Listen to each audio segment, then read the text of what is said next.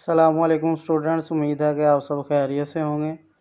آج آپ کے ساتھ اسکول بیس اسیسمنٹ 2024-25 کلاس 8 اردو کا فرسٹ ٹرم پیپر شیئر کریں گے۔ سب سے پہلے آبجیکٹیو حصہ ہے، 10 MCQs پوچھے جائیں گے 15 مارکس کے۔ نیکسٹ سبجیکٹیو حصہ ہوگا 35 مارکس کا، ٹوٹل 50 مارکس کا پیپر ہوگا آپ کا، اور آپ کو وقت درکار ہوگا 1 گھنٹہ 30 منٹ۔ سب سے پہلے حصہ اول، مروزی سوالات۔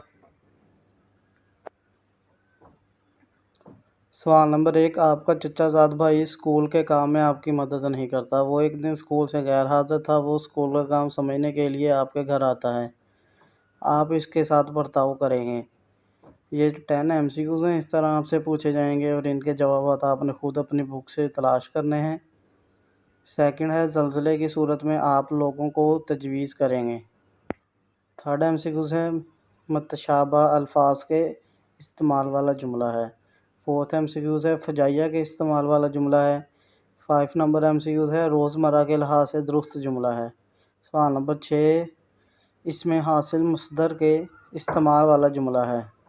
سوال نمبر 7، تذکیر و تانیث کے حوالے سے درست جملہ ہے۔ سوال نمبر 8، صفت ذاتی کے استعمال والا جملہ ہے۔ سوال نمبر 9، عائزہ باجی کی سہیلی جب بھی ان سے ملنے آتی ہیں، ننھا عمر زبردستی ان کے درمیان گھس کر بیٹھ جاتا ہے۔ ایسے موقع پر بولے جانے والی کہاوت ہوگی۔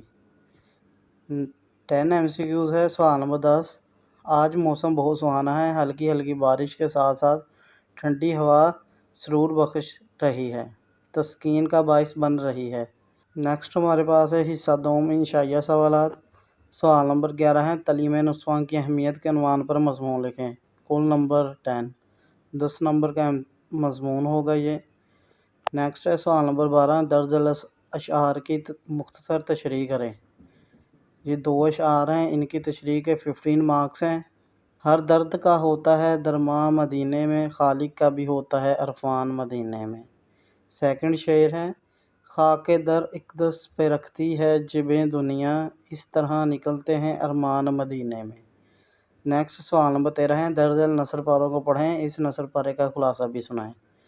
یہ ایک نثر پیرا آپ کو دیا جائے گا پیپر میں، اور اس کا آپ نے خلاصہ لکھنا ہے مختصر سا۔ خلاصے کے کل نمبر ہوں گے 10۔ یہ تھی ہماری آج کی ویڈیو۔ انشاءاللہ نیکسٹ ویڈیو میں ملتے ہیں، تب تک کے لیے اجازت دیجیے گا۔ اللہ حافظ۔